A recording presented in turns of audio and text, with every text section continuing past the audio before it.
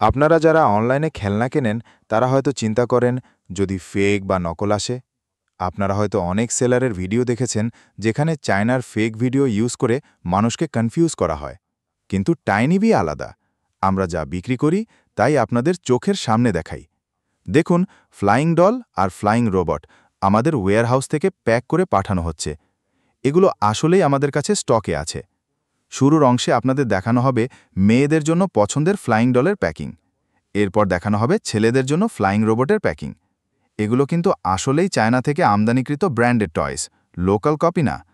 আমরা কোনো আগাম টাকা নিই না, ক্যাশ অন ডেলিভারি, মানে হাতে পাওয়ার পরই টাকা দিন।